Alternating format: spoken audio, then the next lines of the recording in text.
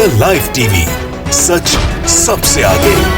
नमस्कार, the TV देख रहे हैं आप। मैं हूं हर्षिता सिंह आपके साथ। यूपी के अलीगढ़ में फिर एक बार राष्ट्रपिता महात्मा गांधी को गद्दार और उनके हत्यारे नाथूराम गोडसे को देशभक्त बताया गया है। इस वीडियो में बैठ के भाषण दे रहा ये शख्स खुद को बहुत बड़ा साधु और संत बताता है और राष्ट्रपिता महात्मा गांधी के लिए अपशब्द का धड़ल्ले से इस्तेमाल कर रहा है। इस पूरे वीडियो में उन्हें पूरे मीडिया के सामने गद्दार बता रहा है राष्ट्रपिता महात्मा गांधी को, और गांधी के हत्यारे नाथूराम गोडसे को देशभक्त और उसे भगवान के सम्मान उनको पूजने की बात कर रहा है। काफी कुछ कहा है इस तथाकथित संत ने इस पूरे वीडियो में, जिसपे कार्रवाई की उम्मीद योगी सरकार से ना के बराबर ही की जा सकती है, क्योंकि ये वीडियो अलीगढ़ का है जहां योगी जी की सरकार है। पहले आप इस संत के बयान सुनिए, फिर इस पे आगे चर्चा करते हैं। मैं गांधी को गद्दार मानता हूं।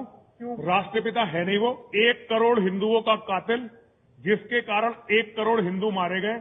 और जिस व्यक्ति ने गांधी का वध किया था, मैं उसे देवता स्वरूप मानता हूं। आजाद भारत का पहला अमर बलिदानी पंडित नाथूराम गोडसे प्रातः स्मरणीय है मेरे लिए। मैं उन्हें रोज प्रणाम करता हूं। गांधी के कारण मेरी 50 लाख बहन बेटियों के साथ बलात्कार हुए। उस गांधी का पुतला क्यों नहीं जलाया जाना चाहिए? और ये तो स्वतंत्रता है।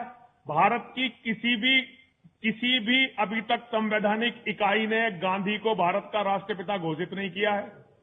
और अगर आज आप लोग एक निष्पक्ष सर्वे करवा लें तो आप लोग ये अच्छी तरह से जान जाएंगे कि भारत में आज हिंदू समाज के 100 करोड़ लोगों में से कम 80% लोग गांधी से नफरत करते हैं। तो सुना आपने, संत महाराज का कहना है कि गांधी गद्दार थे और गांधी के हत्यारे देशभक्त थे, भगवान कह रहे हैं। और ये वीडियो है अलीगढ़ की, जहां बीजेपी का शासन है, योगी आदित्यनाथ की सरकार है, और यहां हर बार बापू की बेइज्जती की जाती है, उन्हें अपमानित किया जाता है। और गोडसे को, जिसने बापू की जिंदगी छीन ली थी, उसे भगवान की तरह पूजा जाता है। इसके पहले उत्तर प्रदेश के अलीगढ़ में ही अखिल भारत हिंदू महासभा ने महात्मा गांधी के हत्यारे गोडसे का जन्मदिन मनाया था बहुत ही धूमधाम तरीके से। गोडसे के जन्म दिवस पर हिंदू महासभा ने अपने कार्यालय में यज्ञ और भवन भी किया था उनके लिए। और उस वक्त मौके पर भारी मात्रा में पुलिस फोर्स जो है यूपी की वहां पर तैनात थी और कुछ नहीं कर रही थी, बस तमाशा देख रही थी बापू के अपमान करने वालों का। आपको बता दें कि अखिल भारत हिंदू महासभा वही संस्था है जिसने 2 अक्टूबर को, यानी गांधी जयंती के दिन, जिस दिन पूरा देश गांधी जयंती मनाता है, उस दिन महात्मा गांधी के पुतले में गोली मारी थी। तब भी कुछ नहीं हुआ, किसी भी तरीके की कोई कार्रवाई नहीं की गई थी।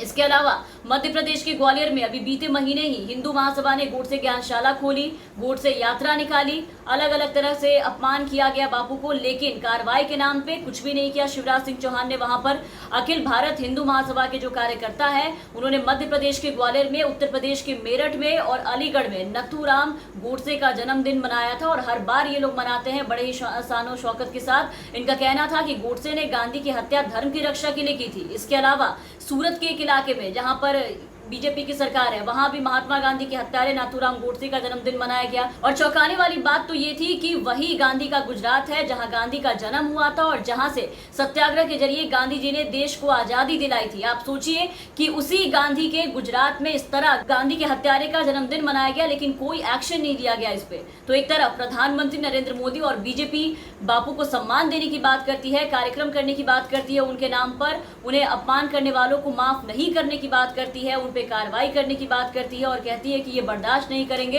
तो वहीं दूसरी तरफ अगर आप देखें तो हर बीजेपी शासित राज्यों में आप देखिए कि गोडसे को पूजने वाले लोग एकदम से खुलेआम बापू को अपमानित करते फिरते हैं। जैसे अभी आपने देखा, इन्हें गद्दार बता दिया गया इस संत के द्वारा।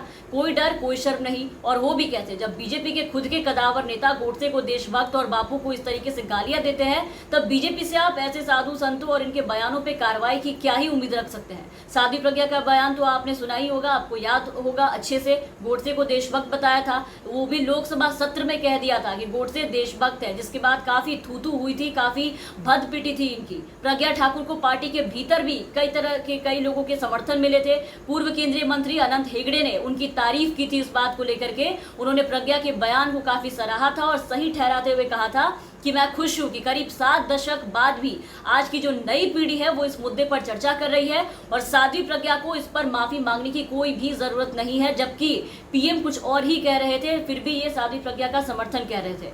पीएम मोदी ने गोडसे को देशभक्त बताने वाले साध्वी प्रज्ञा के बयान पर यह कहा था कि भले पार्टी माफ कर दे, लेकिन मैं अपने मन से उन्हें माफ नहीं कर पाऊंगा। आगे ये भी कहा था मोदी जी ने कि महात्मा गांधी के बारे में या गोडसे पर जो भी बातें की गई है, इस प्रकार के जो भी बयान आते हैं इनके तरफ से, ये बहुत ही खराब है। उन्होंने कहा था कि सभ्य समाज के अंदर इस प्रकार की भाषा और ऐसी जो सोच है वो नहीं चल सकती है, वो कतई इन्हें माफ नहीं करेंगे। इसलिए ऐसा करने वालों को 100 बार सोचना पड़ेगा इन सब के पहले। लेकिन उसके बाद भी आप देखिए कि बीजेपी में ऐसे लोग और बढ़ते चले गए।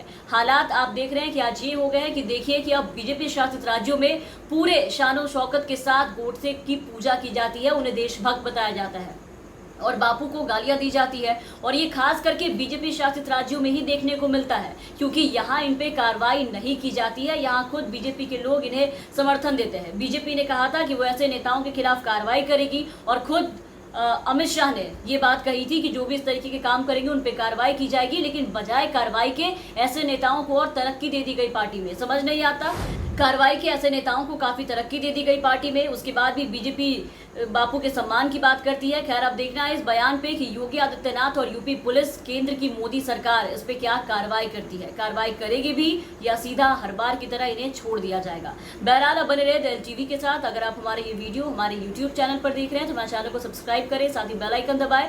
और अगर आप हमारे ये वीडियो हमारे फेसबुक पेज पर देख रहे हैं तो हमारे फेसबुक पेज को फॉलो करें। धन्यवाद। द लाइव टीवी, सच सबसे आगे।